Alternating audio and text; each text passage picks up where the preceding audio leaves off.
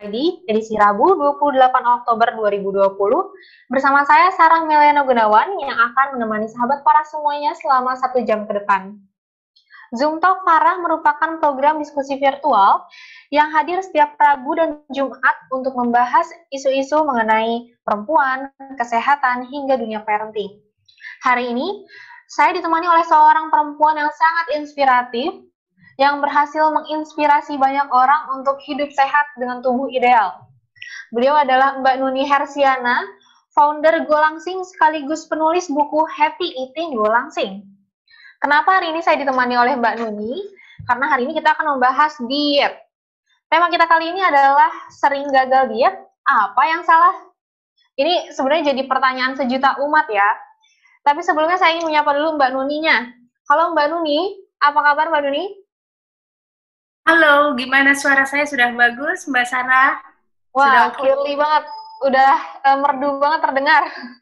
Thank you. Iya, jadi sebelumnya saya juga mau menyapa teman-teman sahabat Farah semuanya yang sedang live streaming di Facebook dan Instagram Farah Magazine. Selamat bergabung teman-teman semuanya. Dan saya juga mau mengingatkan teman-teman sahabat Farah semuanya, kalau sahabat Farah semuanya bisa bertanya kepada Mbak Nuni terkait dengan diet. Caranya adalah tinggal tulis namanya di kolom chat box. Jadi Mbak Nuni juga harus siap ya dapat gempuran pertanyaan-pertanyaan seputar diet ya. Siap. Iya, jadi daripada kita membuang-buang waktu, jadi kita fokus ke diskusi, kita mulai aja diskusinya ya Mbak ya. Pertama-tama saya pengen tahu apa sih sebenarnya Golangsing itu Mbak? Oke, go langsing. Sesuai dengan namanya, go, menuju langsing. Tapi sebetulnya menuju langsing itu bukan sekedar bertarget langsing, tetapi bagaimana proses menuju langsing. Nah, yang orang suka lupa itu adalah kalau langsing itu cuma pengen berat sekian, pengen turun sekian gitu ya Mbak Saraya. Yang mereka lupa adalah bagaimana kita menikmati prosesnya. Jadi mungkin Golangsing ini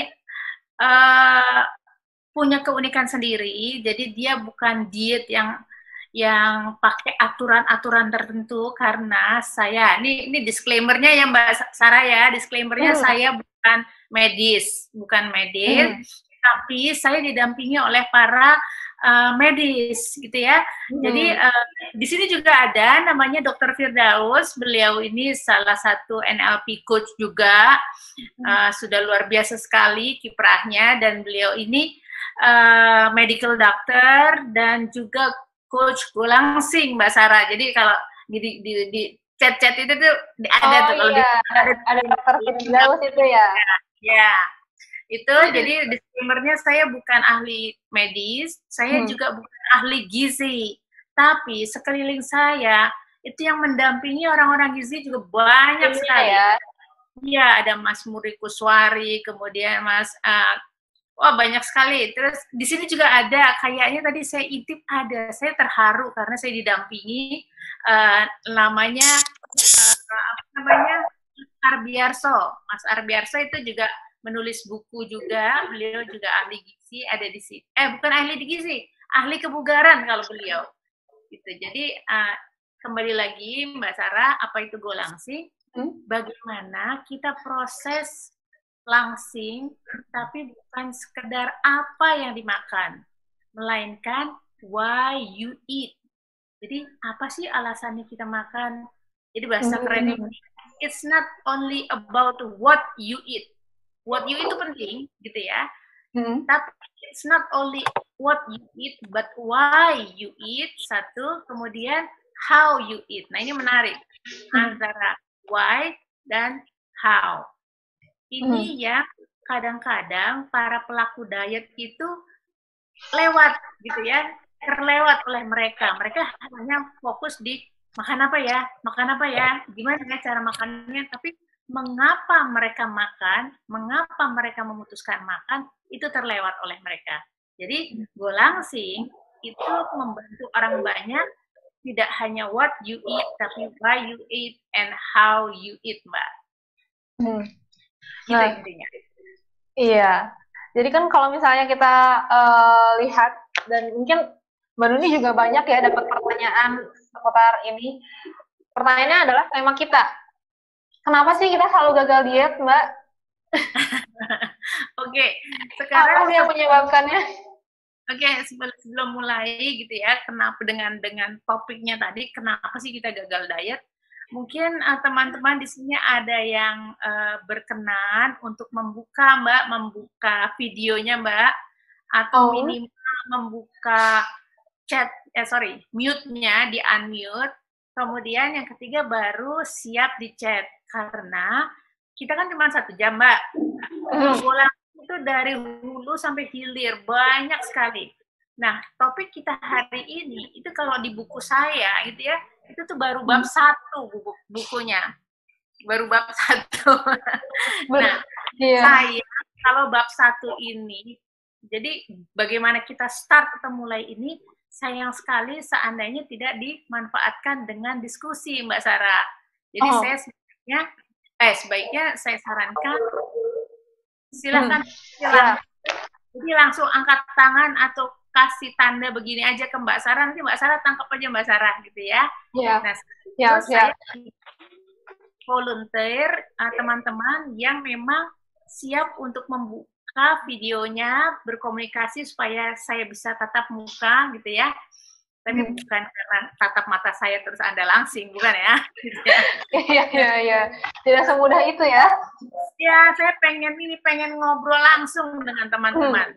Iya, nih teman-teman sahabat Farah, kita manfaatkan waktunya supaya kita berkonsultasi gimana sih caranya biar diet yang benar itu. Nah, teman-teman juga jangan sungkan-sungkan mumpung ada Mbak Nuni di sini sama Farah ya. Nah, tapi sebelum ada yang maju nih, Mbak Nuni, sebelum ada yang memberanikan diri, mungkin masih pada malu-malu ya. Saya mau tanya dulu ke Mbak Nuni. Sebenarnya diet yang cocok kan tiap orang punya masing-masing. Di dunia ini tuh ada banyak diet ya, keto, ada banyak vegan dan lain sebagainya. Ya. Dan diet yang cocok untuk satu orang tuh apa sih Mbak? Apakah kita harus nyobain dulu semuanya lalu nih cocok gitu? Tidak demikian Mbak. Jadi memang ini dia yang paling penting adalah diet untuk tiap orang tuh berbeda, sangat berbeda. Jadi di Golang Sing saja komunitasnya itu walaupun saya melakukan pendekatan yang mirip, yang sama, kita tuh kelas Mbak, gitu ya, kita seperti kelas. Walaupun ada ya 5-15 orang di dalam kelas, materinya sama, tapi tetap mereka itu melakukannya dengan cara yang berbeda. Kita punya standar, tapi orang kan beda-beda, tubuhnya aja beda, nah, keturunannya aja beda gitu. Jadi belum tentu satu diet itu bisa berlaku untuk semua orang. Itu yang paling penting. Gitu Mbak. Jadi kalau ditanya mana yang diet yang baik, ya tergantung orangnya gitu. Karena pertanyaan dari saya adalah mendasar banget Mbak. Diet itu apa? Apa yang jadi teman-teman boleh chat ya. Jangan-jangan salah paham nih sama diet gitu ya. Ini ada Mas Arbi juga ada bukunya. Jadi silahkan di follow Mas Arbi, Dr. Firdaus. Ini banyak jago-jago nih. Saya belum lihat yang lain nih gitu. Pasti banyak yang jago-jago. Di sini juga ada, saya sempat lihat ada Dini Ceria, ahli makanan anak. Kemudian ada Mbak Agnes Marlita gitu. Itu juga mereka yang masing-masing melakukan penurunan berat badan gitu ya. Tapi caranya belum tentu sama satu sama lain, Mbak. Sementara ini ada dari Sancoyo Antarikso. Diet itu pola makan. Benar? Ya, betul. Terima kasih Pak Sancoyo. Ini juga raja juga ini gitu. Betul. Diet itu pola makan. Jadi kalau judulnya adalah, mungkin saya coba ya di sini ya. Saya coba ini, gitu ya. Saya lihat, sayanya ketutupan, sorry. Jadi kalau di sini enggak, kan judulnya gagal diet. Apa yang salah, gitu ya, Mbak ya? Iya, betul. Gitu. Nomor 1, diet itu apa? Itu harus semua harus paham dulu. Pola makan, iya. Jadi bagus apa enggak? Bagus. Nah, pola makannya sama enggak? Saya sama Mbak Sarah belum tentu sama, walaupun arahan dari para ahli gizi sama. Gitu standarnya sama. Nah, sekarang gimana supaya kita nggak salah? Nah, ini dia. Kadang-kadang diet itu, kita ini terpaku pada aturan makan dari orang lain, tapi mengabaikan pemahaman tentang diri sendiri, Mbak Sarah. Dapat ya? Jadi diet itu apa? Diet itu pola makan. Cuma siapa yang paling ahli? Harusnya ya lo ya. Harusnya kita sendiri.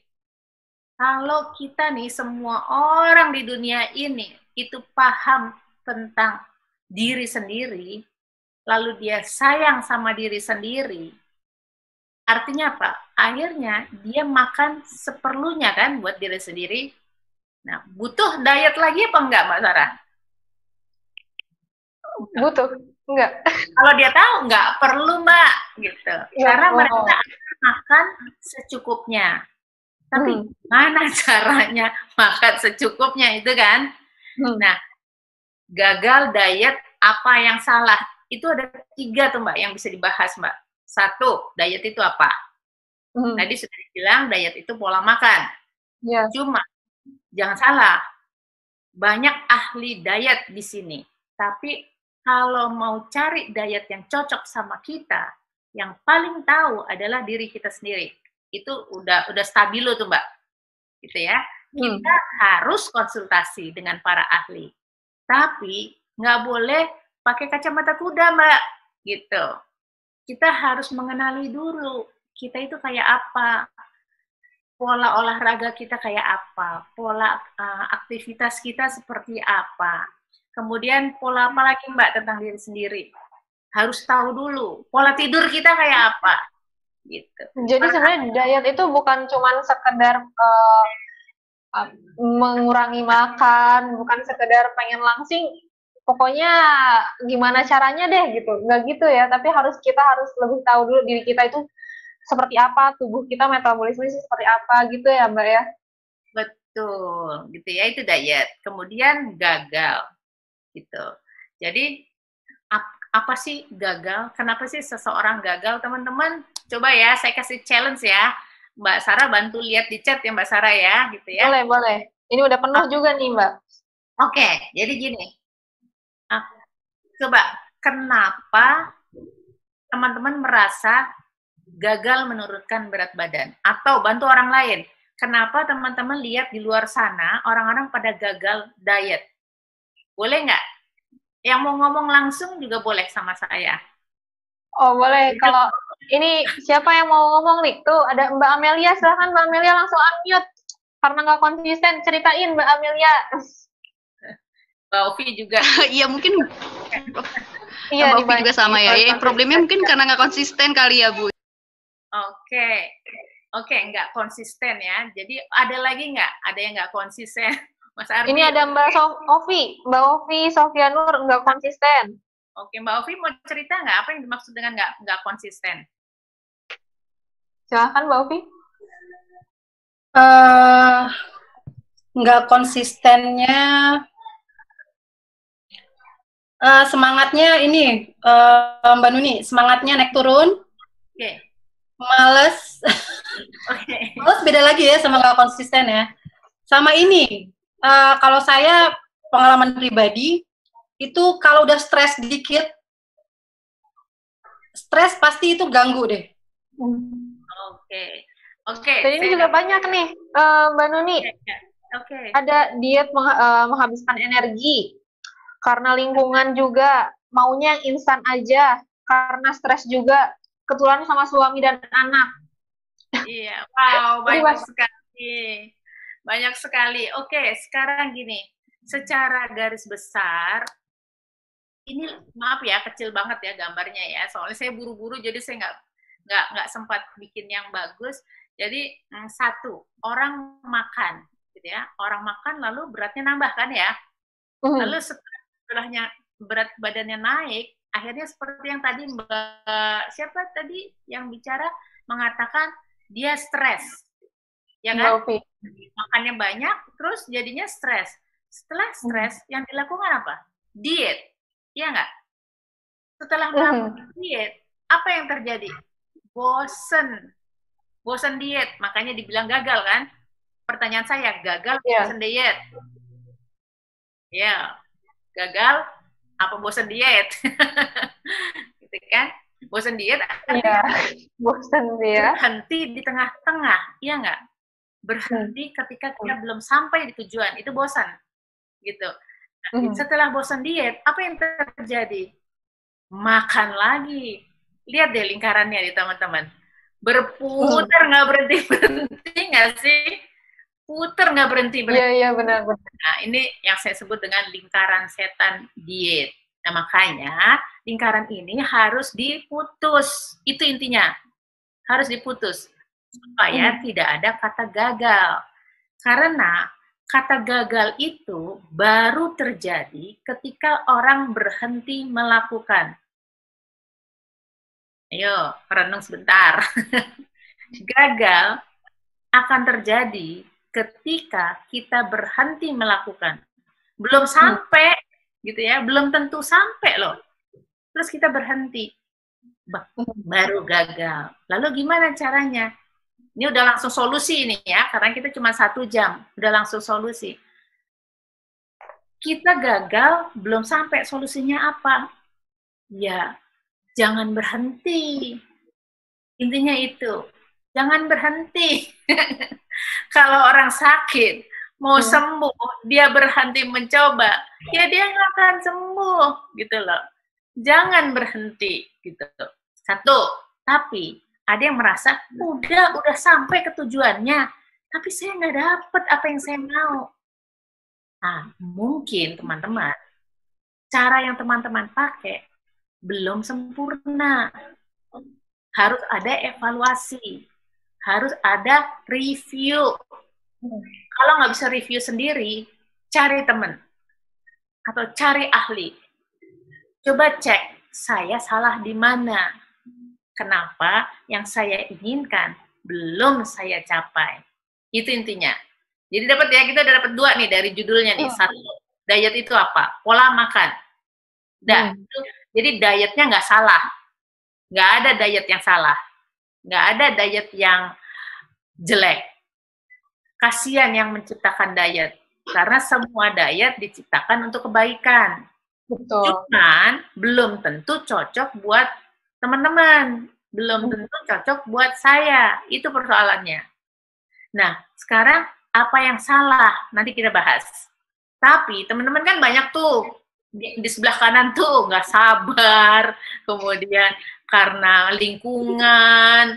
Terima kasih ya teman-teman. Saya sambil lihat namanya. Terus nanti saya mau save chat. Boleh ya Mbak Sarah ya? Nanti tolong boleh save chat. Karena saya senang berkomunikasi jangka panjang dengan teman-teman di sini gitu. Kemudian semua yang jawaban kayak gini kan ini banyak nih. Oke, teman-teman saya kasih 1 tips ya. Coba teman-teman ikuti layar ini deh. Teman-teman bikinnya pakai kolom. Pakai kolom gitu ya. Kolom pertama teman-teman tulis salahnya apa? Kenapa teman-teman gagal? Atau kenapa keluarga Anda gagal melakukan diet atau gagal melakukan sesuatu? Kira-kira salahnya apa? Kalau kita belum ketemu, nggak tahu saya. Emang susah sih. Susah, gitu. Karena itu artinya kita tidak kenal diri kita sendiri. Caranya gimana? Learn more. Cari tahu. Cari informasi yang banyak. Belajar. Udah nggak ada yang lain deh. Belajar. Nah, oke, nomor 1, apa salahnya? Teman-teman mesti tulis tuh. Misalnya tadi, salahnya karena lingkungan. Nah, kalau lingkungan, itu belum clear tuh. Belum tajam. Teman-teman harus jabarkan lagi. Masih di kolom pertama. Lingkungan yang menyebabkan kita gagal diet, lingkungan yang seperti apa? Contoh ya, misalnya lingkungan yang membuat kita tadinya kita nggak mau makan, tapi disodor-sodorin makanan terus gitu ya. Nah itu tulis gangguan orang tercinta. Nah, selalu nggak makan, gitu ya. Udah nggak apa-apa, tapi mesti clear, mesti tajam. Yang kolom kiri itu teman-teman tulisnya jangan ambigu, jangan abu-abu, ya. Itu ya tipsnya itu ya.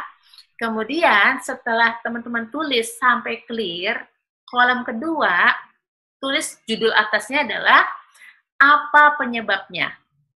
Misal yang tadi diajak makan, disuruh temenin makan di meja makan, kan? Biasanya gitu ya ibu-ibu ya. Udah makan disuruh nemenin di meja makan. Yang disalahin dia suaminya, gitu ya. Yang disalahin suaminya, kesian suaminya, gitu. Nah, yang tengah apa penyebabnya? Coba kira-kira suami itu minta ditemenin di meja makan, kenapa? Penyebabnya apa? Ada yang mau jawab nggak? Mbak Ovi nih kayaknya tuh. Siapa tuh? Boleh dong, karena nih banyak sekali gitu ya. Kalau ngomong saya kayaknya nih. Pengalaman pribadi tuh Mbak Ovi kayaknya.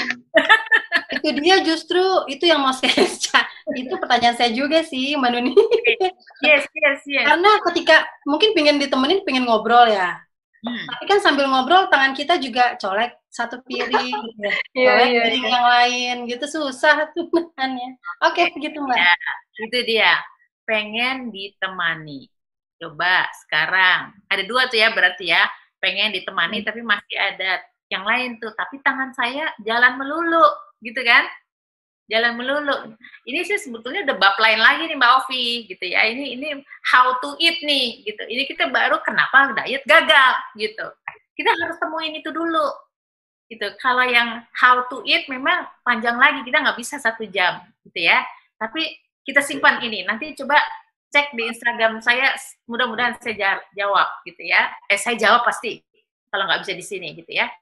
Nah, tadi apa? Oh, suami. Karena suami minta ditemani. Udah tulis tuh di tengah. Nah, sebelah kanan solusinya apa Mbak Ovi? Belum solusi tangan gratil nih. Solusi suami minta ditemani. Solusinya tetap di meja makan, tapi tujuannya sebetulnya kan suami ingin ditemani, nggak mau sendirian. Solusinya apa Mbak Ovi? Nggak ikut makan, Bu. Ya, nontonin aja. Nontonin aja. Kalau sama dia disuruh makan, nah ini udah how to eat nih. Kalau disuruh makan sama dia gimana? Iya, ambillah 1, Bu. Habis itu keterusan. Saya bocorin sekarang ya, cari di golangsin.com ya, gitu kalau nggak sempat ngobrol di sini ya. Saya bocorin, caranya adalah makan dengan mindful. Makan dengan penuh rasa syukur dan penuh perhatian. Makan penuh perhatian, sayang saya nggak ada makanan di sini. Ada Mbak Samira di sini, ada Mbak Agnes kalau pada mau kasih contoh, karena mereka ini orang-orang yang melangsing nih, gitu ya. Boleh ya, nanti aku mau kasih contoh nih, depanku ada makanan, boleh dong, siapa yang ada di sini, silakan, gitu ya. Jadi, caranya gimana supaya tangan kita nggak gratil? 1, miliki mental berkelimpahan. Apaan tuh? Mental berkelimpahan itu nggak mati kalau nggak makan saat itu juga. Nggak. Kita ini orang yang penuh rezeki. Kita ini orang kaya. Boleh dong bilang orang kaya, ya nggak? Kaya dari Allah kan? Gitu. Kita orang kaya, nggak usah makan sekarang oro-popo. Tenang aja. Sehingga apa? Sehingga makanan yang di depan kita itu, ini mah besok gue bisa makan. Bisa beli 1 juta kayak gini. Sekarang mah icip-icip aja. Itu mental berkelimpahan. Kedua, makanlah dengan penuh rasa hormat terhadap makanan, rasa syukur terhadap makanan, dan rasa penuh nikmat. Sehingga 1 gigit aja rasanya udah ke langit. Kira-kira seperti itu. Itu udah how nih, bonus nih Mbak Sarah gitu ya. Jadi solusinya kembali Mbak Ovi, tadi udah dikasih sama temannya, ya di situ aja gitu kan. Ini belum apa-apa, ini udah ada yang ngechat lagi nih Mbak. Ya, terus kita kriuk-kriuk, boleh ya zooman sambil makan, ada mangga muda. Jadi sambil makan. Yang ngomongin diet. Yang makan mangga muda mau nggak makan di depan layar sama saya? Tapi ngomong biar layarnya muncul nih, nggak kelihatan soalnya. Tuh, ada nggak Mbak Yeyen, mau nggak? Mbak Yeyen. Mbak Yeyen, kasih contoh dong makan dengan mindful Mbak Yeyen. Silakan Mbak Yeyen, saya tunggu. Hai semua, aku Yeyen. Ini kebetulan ada mangga muda, can you see it? Ya. Jadi karena barusan tuh, tadi aku agak telat datang karena habis sesi foto. Naik-naik atas, gubrak-gubrak, bawa patung, dan sebagainya, udah pikiran, aduh masih sebenarnya perutku kriuk-kriuk nih. Tapi kok udah mau mulai Zoom, malah udah telat 8 menit. Jadi aku pikir ya udah langsung nyala-nyalain, tapi sebenarnya perutnya kriuk-kriuk, begitu Mbak Nuni bilang, ada nggak yang mau nyontoin makan? Wah, langsung menuju kulkas. Karena kalau di gelas langsing pun kita juga bebas ketika kita, mau perutnya kayak berasa udah butuh diisi, ya kita makan aja. Jadi biasanya kalau kita lihat nih, oh ini mangga muda. Oh warnanya masih putih sekali ya, pasti asam gitu. Jadi kita udah bisa imagine bahwa mangga muda ini ya dilihat dari warnanya aja seperti ini, pasti rasanya ya kita juga bisa ngebayangin. Yang pasti air liur tuh kayak langsung udah gitu. Belum lagi ngebayangin ini ada bumbunya. Ini kebetulan mama tadi ngirimin, udah disiapin. Biasanya jadi aku selalu melakukan seperti itu. Jadi memang benar-benar aku lihat dulu, ya aku cobain feel the taste secara imajinerku dulu. Udah, habis itu ya makan dengan enjoy every single bite. Wow, luar biasa.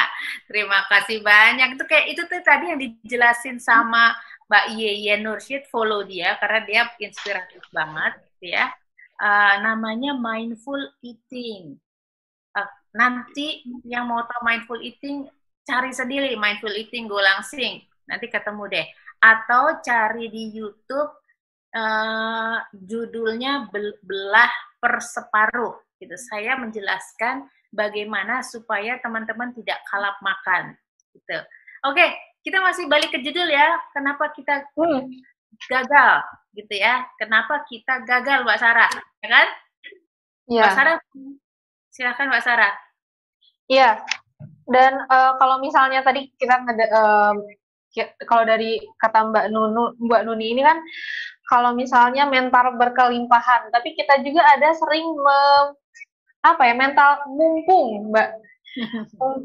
mumpung di luar kota, atau mumpung ada acara apa, atau misalnya kita mentoleransi kalau kayak bulan puasa, ketika buka puasa langsung balas dendam. Itu kayak gimana sih biar caranya stop, enggak ada kata toleransi lagi gitu? Oke, nah sebetulnya intinya gini, makanan itu bukan musuh kita. Yang bikin kita gagal diet karena kita anggap makanan itu musuh kita, iya nggak? Yeah. Yang enak-enak dimaki-maki terus, ya nggak? Gue kan gak boleh makan itu, aduh jangan dikeluarin, atau aduh ini bikin gendut, ya, itu ya teman-teman ya. Semakin kita menghindari, semakin kita terinspirasi untuk makan. Betul atau betul? Betul. Bagi aku ya semua orang. What you resist persist, gitu katanya, kata bahasa kerennya gitu. Apa yang kita hindari, makin kita dekati. Makanya jangan dimusuhin, Mbak, gitu. Pokoknya katanya teman-teman gizi, yang penting makanlah dengan berimbang. Nah, ilmu gizi, saya kan bukan ahli gizi nih, tapi nanti nasihat-nasihat dan pembelajaran-pembelajaran yang saya dapatkan dari para ahli gizi, kami rangkum ini di Golangsing dengan 3 hal sederhana. Makanlah dengan variatif, moderat, dan seimbang. Kali lagi, variatif, moderat, seimbang. Dokter Firdaus, ini ada dokter nih di sini nih, saya mau nanya, takut salah gitu ya.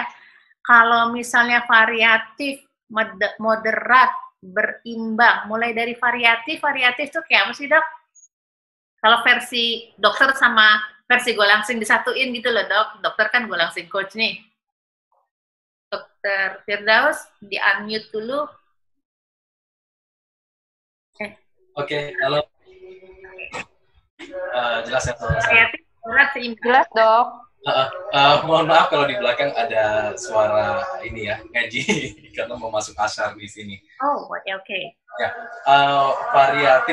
variatif dalam artian bahwa zat gizinya, misalnya protein nih, proteinnya kita hari ini makannya dari ikan, misal ikan lele, ya jangan setiap hari lele terus, atau telur terus. Jadi kita perlu berubah-ubah protein dari sumber mana aja, bisa dari ikan, ayam, daging, kambing, sapi, terserah, bebas seperti itu. Nah, buah-buahan juga gitu, jangan setiap hari buahnya cuma apel mulu, juga harus bervariasi. Begitu juga karbohidrat juga variasi, jangan hanya nasi terus, ya perlu yang lain juga, ya kan, bisa jagung, kentang, roti sebagai sumber karbohidrat, seperti itu sih, Bu. Oke, thank you Dr. Firdaus gitu. Jadi gampang ya teman-teman, variatif, moderat, seimbang. Gini, yang paling gampang, waduh dapat lagi nih, what to eat nih. Ini udah masuk ke what to eat nih, Mbak Sarah gitu ya. What to eat-nya tuh, variatifnya tuh, kalau sahabat saya, ahli gizi, mengatakan, Jatsa Ongko mengatakan eat rainbow. Kalau milih makanan, usahain 24 jam itu semua warna-warna pelangi itu masuk ke dalam tubuh. Nggak usah repot, merah udah ada di cabai, putih udah ada di bawang putih, dan sebagainya. Nah, variatif, moderat, berimbang. Moderat tuh banyak enggak, sedikit enggak, gitu ya. Nah, tapi memang what to eat itu hanya sebagian kecil dari diet. Yang paling gede itu adalah why you eat. Nah, ini mulai dari mengapa selama ini teman-teman gagal gitu. Nah, saya langsung aja masuk karena kita udah 30 menit udah lewat ya. Saya masuk ke solusinya. Gitu ya. Jadi kalau kita bicara solusinya, teman-teman, gitu ya. Kalau kita bicara solusi, sebetulnya gini, sebelum solusi, yang bikin kita gagal diet itu nomor 1 adalah kita itu punya hambatan pikiran. Apa itu hambatan? Susah amat sih gitu ya, kok ada hambatan pikiran segala gitu. Jadi bahasa kerennya disebut dengan limiting belief. Nah, limiting belief versi Golangsing itu misalnya persepsi atas gaya hidup. Di buku saya itu ada di halaman 20. Saya bacain ya, misalnya persepsi hidup nih ya, persepsi terhadap gaya hidup. Misalnya, saya tidak mungkin bisa langsing.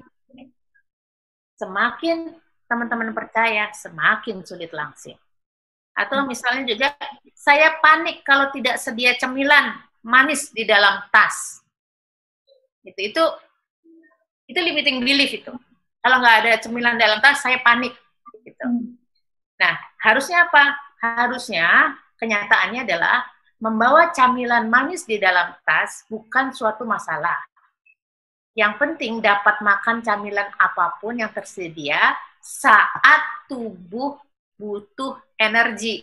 Nah, itu dia stabilonya, Mbak Sarah. Camilan itu bisa dimakan dengan syarat saat tubuh butuh bensin.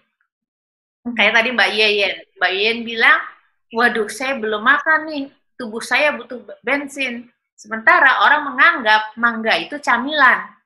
Mbak Yeyen mungkin untuk tadi menganggap mangga itu adalah bensin buat tubuhnya. Gitu. Dapat ya? Jadi Dapat. semua makanan, maaf, kebalik. Cemilan itu kan makanan juga. Cemilan itu kan ada energinya juga, ya nggak? Jadi apapun yang dimasukkan ke dalam mulut adalah energi, makanan. makan. Makanan. Bad news-nya adalah apapun yang dimasukkan ke dalam mulut adalah makan. Persoalannya, kapan Anda boleh masukkan makanan itu ke dalam mulut? Jawabannya cuma satu. Jawabannya adalah pada saat tubuh butuh bensin. Karena lapar itu anugerah. Kenapa dibilang anugerah? Kalau kita nggak punya sinyal lapar, kayak apa hidup di dunia ini? Nggak makan-makan kita.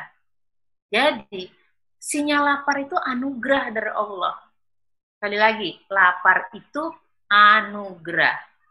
Makan itu amanah. Ya nggak? Nah, persoalannya, kenapa kita tambah berat badan? Karena alasan kita makan itu salah. Alasan makan kita bukan karena semata-mata tubuh sedang butuh energi. Tandanya apa kalau butuh energi? Di buku saya dituliskan sinyal lapar. Bisa kriuk-kriuk, bisa lemas. Lemas tapi tidak terlalu lemas loh ya. Kalau terlalu lemas itu salah lagi tuh. Terlambat itu. Starving ya? Starving, nggak boleh starving. Starving kalau di Golangsing itu di level 10. Gitu. Itu kosong banget. Kosong. Kalau balon tuh udah kempes banget. Itu dia. Kosong banget gitu. Lapar. Maaf. Itu kalau di Golangsing di level 1. Kosong banget. 10 tuh balonnya mau meledak. Gitu. Nah gitu ya. Jadi kita bicara memang diet itu memang dibutuhkan karena otak kita itu putus sama tubuh kita. Otak kita itu kurang lagi bisa merekam kita itu benar-benar lapar fisik atau butuh energi atau sebetulnya butuh yang lain. Yang lain itu apa? Nanti kita lanjutin ya. Jadi tadi limiting belief itu satu. Contohnya adalah misalnya, contohnya itu limiting belief itu kalau kita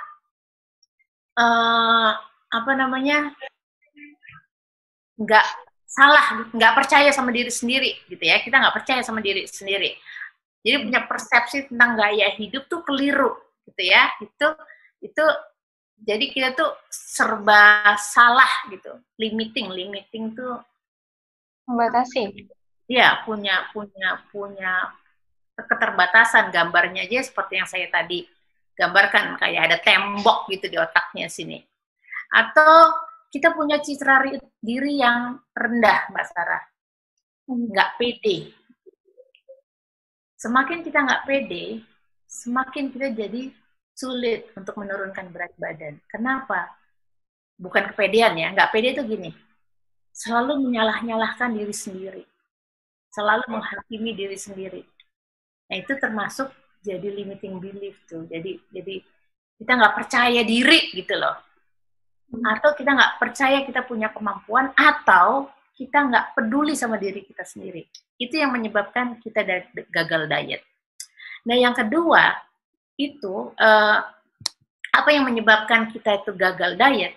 Itu kita punya apa yang disebut dengan saya salah nulisnya, harusnya faulty belief. Apa itu faulty belief? Pemikiran yang keliru. Contohnya apa? Mitos. Lihat gambarnya deh.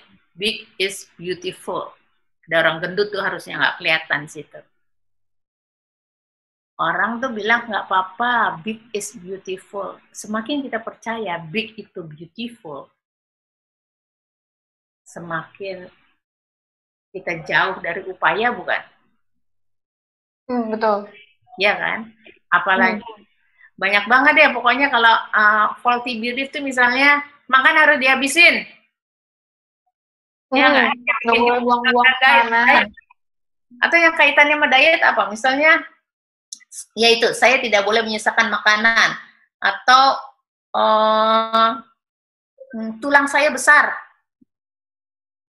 Semakin percaya, semakin dia nggak berdiet. Kemarin Dr. Firdaus di talk show lain mengatakan, teman-teman ada nggak yang pernah lihat atau menemukan ada tengkorak gemuk? Nggak ada kan tengkorak gemuk? Nggak. Yang gemuk bukan. Tapi kita selalu membenarkan berat badan dengan tulangnya kegedean, tulangnya besar gitu. Iya.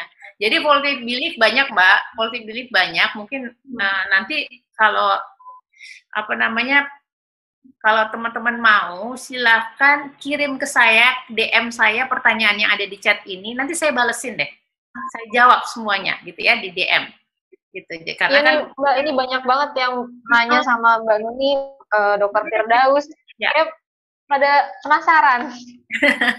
Iya. Tapi saya selesai ini sampai 4 ya, yang bikin gagal diet ya. Takutnya nggak cukup ya. Nah, yang ketiga, adalah, ini paling penting kayaknya nih, yang banyak nih, adalah lapar emosi. Kalau kami dengan lapar baper, Mbak. Baper terus lapar. Nah, itu tadi. Dia lapar bukan karena butuh energi. Lapar baper itu banyak banget. Dan mostly, mohon maaf ya, mostly saya menangani ini. Saya membantu ini di teman-teman. Yang kaitannya sama baper di kehidupan. Baper apa? Banyak. Stres pekerjaan. Saya nggak tahu di sini Gita ada apa nggak. Kalau Gita tuh juga sangat terbuka untuk sharing ke teman-temannya gitu, ada di website juga. Jadi Gita ini tantangan utamanya justru di pekerjaan. Atau ketika saya ke corporate, saya mengajar di corporate, di perusahaan, waktu itu sampai 500 orang yang ikut talk show, kemudian sekitar 300 orang itu mereka coaching gitu ya. Secara garis besar kesimpulannya, ternyata yang bikin naik timbangan itu justru di tempat kerja. Ketika mereka kerja 10 kilo naik dalam 2 tahun. Rata-rata seperti itu, 1 tahun. Artinya apa? Tekanan pekerjaan. Jadi gagal diet, orang yang lain dietnya. Yang kita tidak sadari, sebetulnya bukan dietnya, tapi kitanya. Kitanya yang mesti beres-beres kepala. Kita mesti clear banget kita dalam kehidupan. Kita mesti tenang banget dalam kehidupan. Semakin tenang, kita juga jadi orang yang bisa mengambil keputusan dengan tenang. Termasuk keputusan kapan makan, kapan tidak makan. Gitu ya. Jadi ini agak jelek-jelek kali ini buat termasuk saya gitu ya. Kalau saya mungkin karena saya udah tahu tentang makan, tapi keputusan-keputusan lain itu suka juga gitu. Saya salah mengambil keputusan karena apa? Karena otak saya penuh. Jadi yang nomor 1 harus dilakukan dalam kehidupan ini adalah bahasa kerennya itu cluttering. Persoalannya nggak bisa hilang, tapi dipisah-pisah. Dibikin kotak-kotak, selesaikan 1 kotak, selesai. 1 kotak. Bercarut-marut ya, Dok? Mbak. Iya, karena gini, orang pada percaya tentang multitasking bukan? Iya. Hati-hati loh, banyak yang kejebur karena multitaskingnya. Gitu. Kejebur multitasking, akhirnya dia kejebur dengan penyakit tertentu, gitu ya. Yeah. Itu terjadi, gitu. Itu terjadi, gitu. Karena yakin dirinya itu multitasking. So be careful. Be careful. Gitu. Nah, yang keempat adalah, nah ini banyak tadi yang tanya, antara konsistensi versus target. Jadi, yang bikin gagal diet tuh gini, orang itu biasanya terpakunya sama targetnya, Mbak Sarah. Saya mau sekian, tapi lupa sama prosesnya. Melupakan proses yang harus dijalani, gitu. Nah, proses ini apa sih? Gitu. harus konsisten. Bad news-nya Mbak, yes, harus konsisten. Lalu gimana kalau nggak konsisten? Gini, saya kasih tips. Tipsnya satu, boleh dicatat supaya nggak lupa gitu ya. Habit is repetition. Artinya, membangun kebiasaan baru bisa terbentuk ketika Anda melakukan pembiasaan. Apapun, suka nggak suka, termasuk diet. Gitu. Nah, jadi kalau teman-teman cuma mau turun 10 kilo, terus berdiet dengan kurangin makanan, gampang. Gampang, kurangin aja makanan. Puasa aja 10 hari, turun. Persoalannya, setelah itu gimana? Nah, challenge dari saya buat teman-teman, teman-teman mau turun buru-buru atau turun sampai sekian, 10 kilo, 20 kilo, 30 kilo, atau mau hidup sehat dengan badan yang tidak membawa penyakit degeneratif hingga akhir hayat. Mau yang mana? Nah, kalau mau sampai akhir hayat, artinya apa? Artinya kan kita punya harus punya kebiasaan yang baik. Apa itu? Tidur dengan baik, makan dengan baik, beraktivitas, kalau saya nggak mau sebut dengan olahraga ya, beraktivitas fisik dengan baik, dan itu konsisten. Kalau nggak, ya raiso, nggak bisa. Nah, sekarang gimana kalau nggak konsisten? Gimana caranya kalau kita itu nggak bisa konsisten? Sama kok, gitu. Saya sebagai manusia juga merasakan ketika saya tidak konsisten. Tapi dari waktu ke waktu, akhirnya saya memaksakan diri saya untuk belajar, teman-teman, gitu ya. Gimana caranya? Sekarang saya juga sedang belajar sebuah kehidupan baru buat saya, gitu, yang saya sebetulnya berat lakukan sebelumnya. Tapi saya mulai dengan sesuatu yang sangat sederhana. Kenapa dibilang sederhana? Sesuatu yang kalau saya lakukan itu nggak berat-berat amat. Supaya apa? Supaya saya tidak patah semangat di tengah-tengah. Nah, teman-teman, kalau mau diet, kan ngurangin makan, atau makan dengan mindful, atau bergerak lebih banyak. Ilmunya kan macam-macam nih di Golangsing gitu ya. Nah, atau kayak Mbak Yeyen, gimana caranya makan tuh tenang banget. Nah, kalau teman-teman melihatnya mindful eating itu susah, nggak akan bisa. Tapi gimana caranya supaya teman-teman cinta mindful eating? Carilah cara yang paling mudah melakukannya. Supaya hari ini lakukan, besok lakukan, besoknya lagi lakukan, besoknya lagi lakukan. Terus lama-lama gini, kok gue udah bisa ya jalan 1 menit, ternyata treadmill 1 menit, ternyata gampang. 2 menit sekarang. Lalu 2 menit aja selama seminggu atau 10 hari atau kapan. Sampai teman-teman itu bisa melakukan secara konsisten dengan ikhlas. Jadi tipsnya itu Mbak Sarah. Jadi tipsnya gimana cara konsisten. Kenapa orang-orang break the consistency? Karena teman-teman targetnya ketinggian, maunya udah langsung naik di batu yang 3 itu. Kalau digambar. Instan ya? Hah? Iya. Maunya instan.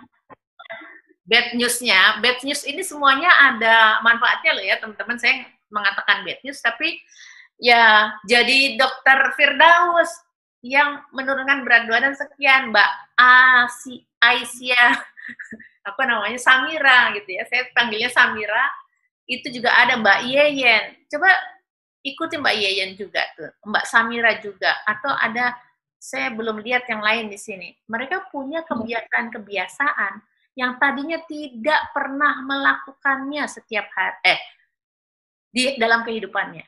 Tapi mereka mulai dari hal yang sederhana banget. Dari hal yang kecil banget. Kalau, apa sih itu? Ya, apa itu? Gimana, Mbak? Dimulai dari hal yang kecil itu seperti apa Mbak Nuni? Misalnya makannya nggak langsung ke yang vegan tuh nggak yang langsung ke sayuran semua atau pelan-pelan atau gimana sih Mbak? Yes, betul Mbak. Jadi saya kan ini orangnya beda-beda ya. Jadi si ngomong nih gitu, mau berubah apa dulu nih? Misalnya saya mau berubah mengurangi. Oh iya, ini ada contoh gitu ya. Ada contoh dari teman kita juga gitu ya, Mbak Ivon namanya. Dia itu mau punya niat gitu ya, punya niat, lalu dia melakukannya nggak tiba-tiba dia makan sedikit, nggak bisa. Lambung kita tuh cuma segini atau seginilah. Ada di mana lambung? Ada di bawah rib kita di sini. Cuma segini. Pantes-pantesnya kita makan kan cuma segini. Tapi kalau orang yang besar tiba-tiba suruh makan segini kan nggak bisa gitu. Mbak Ivan memberikan inspirasi kepada saya dan kepada teman-teman semua. Dengan cara apa? Dia tetap makan dengan porsi yang sama, tapi dengan cara belah per separuh. Itu ada di video saya ya, di IGTV juga ada, gitu ya. Instagram juga ada. Dengan cara belah per separuh, dengan porsi yang sama. Lama-lama dia kurangin sedikit porsinya. Tetap cara makannya dengan belah per separuh. Pendek kata, dari Juli sampai sekarang laporan, boleh nggak ya? Nggak apa-apa dia Mbak Ivan ya, maaf ya, gitu ya. 20 kg. Karena inspiratif banget, saya terharu banget dengan gitu. Juni kalau nggak salah, Juni apa Juli, saya lupa. Tapi, yang kita lihat sekali lagi ya, bukan turun kilogramnya, bukan. Tapi bagaimana seseorang melakukan proses sedikit demi sedikit karena dia tahu kemampuan tubuhnya. Kalau dipaksa langsung segini, nggak bisa. Nggak bisa. Gitu. Itu ya. Iya, Mbak Nuni. Tapi kan kalau misalnya kita, berarti kita harus tahu juga tubuh kita seperti apa, kebutuhan tubuh kita itu butuhnya seperti apa, karena kan tiap orang beda-beda. Apakah berarti yang ingin diet itu harus benar-benar berkonsultasi dengan dokter, dengan ahli, nggak bisa sendiri dulu dicoba atau gimana? Jawabannya ya dan tidak, gitu ya. Sejauh apa bentuk diet yang dibutuhkan seseorang, gitu. Di tempat saya, 50% diantaranya, gitu, atau mungkin malah 70% diantaranya, mereka hanya dengan memahami diri sendiri. Tapi mereka pembelajar semua, Mbak. Gitu. Mereka cari informasi dan tidak semata-mata percaya dengan informasi di Google. Jadi kalau teman-teman gini, teman-teman tuh susah. Kalau nanti lihat gini, jangan makan telur kuning karena kolesterol, bener nggak? Ada kepercayaan seperti itu. Iya, betul. Coba cari lagi artikel yang lain. Ada lagi bunyinya, makan kuning telur itu temennya putih telur, makannya harus bareng-bareng. Nggak apa-apa dengan kolesterol Anda. Bingung nggak kita sebagai orang awam? Wah, bingung, Mbak. Nah, itu dia maksud saya. Jadi berkonsultasi itu lebih baik, sangat baik. Tapi nomor satu, kenali dulu diri sendiri. Nah, gimana caranya kita bisa mengenali diri sendiri dengan baik? Caranya adalah tenang pikiran, atasi stres. Nggak gampang, saya tahu, saya mengalami. Tidak mudah mengatasi stres, tapi start small and start now. Gitu, Mbak Tara. Jadi memang harus benar-benar kenali diri sendiri, gimana kita introspeksi diri, apa sih sebenarnya yang kita butuhkan secara mindful juga ya, Mbak. Bukan hanya sekadar apa sih makanannya, maksudnya bukan cuma diet itu bukan cuma pola makan saja, tapi juga pikiran kita, hati kita, seperti itu ya Mbak? Iya, benar banget. Jadi kalau saya sih ngeliat gini, oh ya satu lagi Mbak, di buku saya di paling akhir saya tulis gitu. Ini referensi dari narasumber saya gitu ya, termasuk buku, termasuk semua bahan bacaan yang saya dapatkan, dan juga narasumber para ahli. Itu mengatakan diet yang sustain itu tetap ya adalah diet yang berbasis komunitas, Mbak. Kenapa berbasis komunitas? Karena kita itu selalu, manusia itu fitrahnya itu selalu ingin berada di komunitas sosial, benar nggak? Jadi saran saya kalau berdiet, dekat-dekat dengan orang yang positif, dekat-dekat dengan orang-orang yang mereka itu tidak bikin Anda stres. Dekat-dekat dengan orang yang selalu memotivasi dan tidak pernah menghakimi Anda. Di WA support grupnya kami, gitu ya, bahkan nggak ada emoticon nangis tuh, nggak ada, Mbak, kecuali nangisnya bercanda. Karena semuanya di sana itu nggak boleh mengeluh, kecuali asking for help. Jadi kalau mengeluh harus asking for help. Jadi misalnya, gimana ya, saya kok susah banget ya kalau mau power walking gitu. Untung aja ada WhatsApp grup ini. Nah itu kalimat kedua itu adalah arah ke solusinya, Mbak. Jadi nggak boleh cuma ngeluh. Nah, kalau Anda dekat-dekat dengan komunitas orang-orang baik, percaya deh, gitu, diet Anda akan sustain. Tapi kalau Anda bergaulnya sama orang yang bikin stres, yang kerjanya marah-marah melulu, ngeluh-ngeluh melulu, menghakimi diri terus, kita nanti kebawa negatif, sayang, gitu. Lingkungan sangat berpengaruh ya. Itu kuncinya, Mbak Sarah. Iya. Karena ini waktunya kita, ternyata saya nggak sadar kalau ini waktunya kita sedikit lagi, Mbak. Jadi saya juga mau langsung ke chatbox ya, Mbak Nuni ya. Ini banyak banget pertanyaan ya untuk Mbak Nuni sebenarnya. Dari Mas Angga Ulung Tranggana. Nggak apa-apa ya, saya bacain aja ya, Mbak ya, biar cepat ya. Bagaimana cara suami mendukung istri yang ingin diet, padahal si suami sendiri nggak begitu mempersoalkan soal berat badan istri? Oke, nomor 1, beri istri kepercayaan diri. Jadi, ini saya balik dulu ya, Mas ya, gitu. Saya balik gini, kadang-kadang istri juga ngomong gini, itu suami saya nggak dukung banget, dibilang saya itu nggak apa-apa, katanya segitu aja nggak apa-apa. Terus saya bilang, bentar, jangan-jangan suaminya cuma karena capek dengerin cerita-cerita diet si istri, gitu kan? Atau gini, aku gemuk nggak? Suka gitu ya, kita perempuan ya. Terus kan para istri, laki-laki bete ya. Terus dia bilang gini, jangan hanya mau aja. Nah, sekarang kembali ke suami. Suami gitu ya.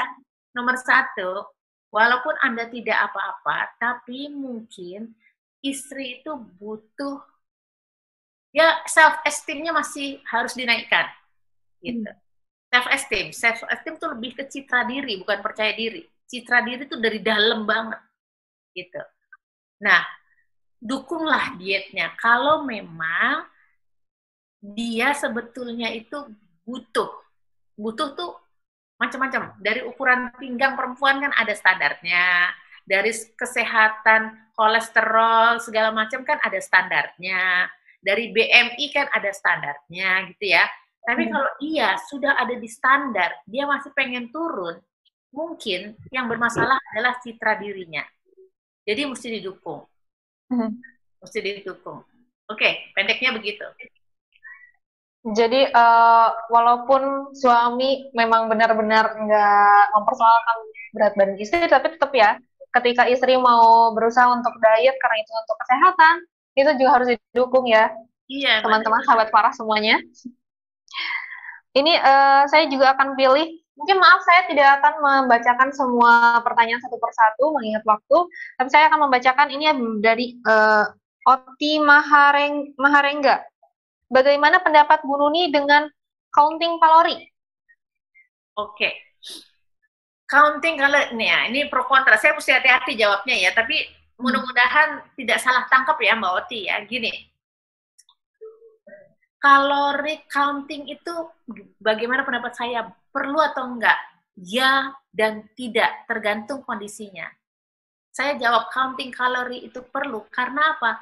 Suka nggak suka, badan kita itu diukur dari kalori yang masuk. Ini kalau yang berat badan ya. Kalau berat badan, itu kalori yang masuk sama yang keluar. Kalau yang masuk kebanyakan daripada yang kita pakai dengan beraktivitas, ya kita melar. Itu kan logis banget. Nah, saran saya begini, teman-teman harus tahu mengenai kandungan kalori. Tapi jangan diperdaya oleh kalori. Itu jawabannya kayak susah ya? Susah nggak? Bisa paham nggak Mbak Sarah? Jadi gini, kita harus tahu gitu. Jadi mending makan, nanti konyol kalau nggak tahu gitu. Nanti konyol kalau nggak tahu, nanti makannya karbohidrat yang kalorinya tinggi terus. Atau konyol gini, Anda makan McDonald satu paket, kali makan 700 kalori. Padahal perempuan hanya butuh 1.800 sampai 2.000 satu hari kalau nggak mau diet. Kalau mau diet, biasanya kan dikurangi sekitar 500 kalori. Kalau kita blank soal kandungan kalori makanan, kejebur kita. Makanya saya sangat berhati-hati dengan tipsnya Go Langsing yang mengatakan eat what you want. Eat what you want itu masih ada koma, bukan eat what you want-nya aja. Eat what you want, koma, variatif, moderat, seimbang. Hati-hati. Nah, jadi ya dan tidaknya. Tidaknya apa? Jangan hitung-hitung kalori kalau bikin stres. Makanya supaya tidak bikin stres, udah deh, nggak usah pusing. Kita sekedar tahu, apa namanya yang suka diminum milkshake, jangan milkshake, yang boba-boba itu loh. Kalori sendiri, mending mana? Boba atau gado-gado. Gado-gado 400 kalori juga. Jadi kalau Anda lagi makan, lihat kenyang apa enggak. Kalau saya mendingan makan gado-gado, boba tetap minum. Tapi saya ambil gelas kecil segini aja cukup. Atau saya beli boba, langsung saya bagi-bagi ke orang. Mau nggak? Saya cuma makan minum 1/4. Puas kan? Gado-gado dapat, ya paling lebih sedikit berapa sih? 425. Jadi irit. Kasihan tubuh kita kalau kebanyakan makan. Gitu ya Mbak Oti, mudah-mudahan saya nggak menyalahi para ahli gizi ya. Jadi ahli gizi yang keberatan dengan keterangan saya, monggo silahkan disampaikan. Tapi kira-kira gitu, kita harus pakai akal. Kita harus jadi manusia cerdas. Yes, harus tahu kalori. Tapi dan jangan dikuasai oleh mata juga ya, jadi lapar mata. Lihat sana, lihat sini, pengen deh gitu. Iya, itu ada lagi. Nanti kapan-kapan Mbak bikin khusus ada lagi ya ternyata. Lain lagi itu, gitu. Apa namanya? Babnya. Mbak Nuni, ini sebenarnya kita udah kelewat waktunya. Mbak Nuni sendiri punya sedikit waktu, ini ada satu pertanyaan lagi mungkin? Boleh Mbak. Ini ada dari Mbak Yunilawati, dari farah.id. Mbak Yuni mau tanya dong, diet yang tepat buat usia kepala 4 itu apa ya? Apalagi rutinitas semakin padat, olahraga hanya sekedar niat, makan sudah sedikit tapi ngemil setiap saat katanya. Ngemilnya maksudnya ngemil nasi sisa anak. Harus ekstra diet nggak sih kalau misalnya udah kepala 4 dan apa dietnya? Oke, kepala 4 sama kepala 2 dietnya sama Mbak. Dietnya adalah menghargai makanan. Hanya makan ketika tubuh itu butuh energi. Itu yang sebenarnya diet yang paling bagus. Hanya makan saat tubuh butuh energi. Nah, pertanyaannya adalah bagaimana caranya kita tahu tubuh kita butuh energi. Tipsnya gitu ya, gue langsung ada skala lapar 1 sampai 10. Saya singkatnya aja ya, nanti baca sendiri ya. Gitu. Ada skala lapar 1 sampai 10. 1 itu kalau kita bayangin balon, itu balonnya itu kempes banget, perut kita kosong banget. Kalau 10 kenyang banget. Kalau 5 kenyang enggak, lapar enggak. Istilahnya netral. Nah, sekarang kapan kita makan? 1, kita hanya makan kalau hanya ada tanda-tanda fisik saja. Tanda-tanda fisik itu apa? Secara medis bisa dijelaskan. Ketika gula darah menurun, gitu ya, kita lemes kan, itu berarti kita mesti tambah lagi energinya, gitu. Nah, gula darah yang makin menurun itu ditandai dengan tanda-tanda fisik, bisa keroncongan, bisa mulai lemes, bisa mulai nggak konsen, macam-macam, gitu. Nah, makanlah pada saat Anda seperti itu. Tapi yang seperti itu bisa ada di level 4, bisa 3, bisa 2, bisa 1. Orang Indonesia repotnya kalau makan itu di level 2, yaitu apa? Udah kelaparan. Karena apa? Karena kalau makannya di level 4, dekat sama netral, katanya nggak seru. Karena belum terlalu lapar. Padahal, kalau Anda makannya di level 2, udah balonnya udah mau kecil, nanti Anda makannya jadi apa? Buru-buru. Jadi kalap. Kalau Anda kalap, berhentinya dia langsung naik di level 9 sampai 10. Nah, sarannya apa? Makanlah di level 4. Yaitu mulai lapar. 3 itu lapar. 2 itu sangat lapar. 1 itu kelaparan. Dapat ya? Jadi, menjawab pertanyaan tadi untuk usia 40, diet yang paling bagus apa? Mengenali diri sendiri, menghormati diri sendiri sebagaimana Anda menghormati makanan. Nah, tapi memang kalau usianya bertambah, nggak usah cuma 40. Usia 30, itu metabolisme pasti berbeda dengan usia 20 yang masih kuat lari-lari sama hiking. Iya nggak? Nah, kalau Anda 40, Anda masih hiking, Anda beruntung. Gitu. Nah, saya 40, masih bisa saya naik gunung gitu kan. Ya, kalau sekarang saya udah nggak bisa gitu. Nah, tergantung Anda itu kayak apa orangnya. Tapi secara general orang yang semakin tua geraknya semakin lamban. Secara umum ya. Artinya apa? Memang metabolismenya dia akan menurun kalau tidak diribus. Ribus, BOOST, didorong lagi. Caranya, perbanyaklah aktivitas fisik. Gitu. Di Golangsing ada dikenal dengan power walking. Kalau nggak mau ke gym, nggak mau olahraga, mulailah dengan jalan kaki. Itu Mbak Samira jagoannya tuh. Dia jalan aja, dia begitu stres, dia jalan aja. Lama-lama jalannya makin cepat, lama-lama senang lebih cepat lagi. Gitu. Jadi mulailah dengan mudah-mudahan menjawab ya, gitu ya. Oke, Mbak Sarah. Begitu ya Mbak Ovi ya. Dimulai gitu ya. Harus yang penting adalah mulainya juga. Ini dari Rian Kyoto, saya juga mau ikut Golangsing, silahkan. Mas Rian Kyoto. Iya. Dan Mbak Nuni, kita sudah ada di penghujung acara. Sebenarnya masih banyak yang harus kita bahas ya. Tapi mungkin di sesi selanjutnya. Dan saya ingin merangkum sedikit. Jadi masalah diet itu yang penting adalah kita tahu diet itu seperti apa. Kita harus pahami dulu kenapa kita diet, kenapa kita makan, dan bagaimana kita makan. Dan hal yang terpenting adalah kita bisa menghormati tubuh kita, menghargai juga makanan yang ada di depan kita. Untuk itu kita berdiet. Mungkin itu yang menjadi dasar-dasar kenapa sih kita akhirnya gagal berdiet. Dan untuk terakhir mungkin saya ingin kasih waktu untuk Mbak Nuni untuk kasih pesan-pesan kepada sahabat Farah yang mungkin habis Zoominar ini langsung pengen diet deh? Silahkan Mbak Nuni. Gini, oleh-olehnya tadi udah ada tuh, oleh-olehnya dari yang 3 tadi. Kalau misalnya gagal diet, coba dicari tahu tadi, apa sih salahnya, tapi di breakdown ya.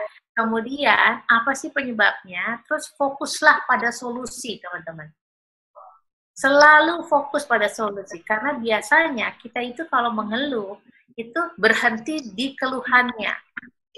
Tapi ketika kita langsung abis ada mengeluh, langsung solusinya apa ya? Percaya deh, nggak usah kita ketemu sama para ahli. Sebetulnya kita cerdas kok, tapi kadang-kadang kita malas berpikir. Gitu ya. Jadi coba kita gali potensi diri, mencoba mencari jawaban kita itu sendiri itu sebetulnya apa sih yang kita niatkan lakukan. Dan bisa lakukan. Ada niat, pasti bisa. Itu dari saya, Mbak Sarah. Tuh. Ingat sahabat Farah semuanya, ada niat pasti bisa. Semuanya pasti bisa dilakuin. You can do it. Kalau kata salah satu brand. Dan maaf sekali untuk sahabat Farah semuanya yang bertanya. Mungkin saya nggak bisa membacakan semuanya, mengingat keterbatasan waktu, tapi Mbak Nuni tadi sudah menyampaikan ketersediaannya. Kalau misalnya ada yang mau bertanya, silahkan ke Instagram gue langsung. Betul ya Mbak Nuni ya? Ya, ke pribadi saya juga boleh Mbak. Pokoknya di DM nanti saya atau ke Dokter Daus atau Mbak Samira atau Mbak Yayan atau banyak juga di sini. Wah, itu banyak banget. Ada Mbak Bibi, Taviana, semuanya para pelaku paling enak tuh kita ngobrol sama yang memang mereka tuh praktisi gitu. Belum tentu ahli, tapi praktisi. Tuh, silakan tuh sahabat Farah semuanya yang mau konsultasi, yang mau bertanya, yang mau udah bingung mau diet apa lagi, silahkan bertanya. Ada banyak ahli di sini. Sayang sekali waktu kita sudah berakhir. Sebelum saya tutup, saya ingin menyampaikan ucapan terima kasih untuk Mbak Nuni, pengetahuan, ilmu tentang diet dan bisa diaplikasikan, bukan hanya disimpan ya, tapi juga diaplikasikan.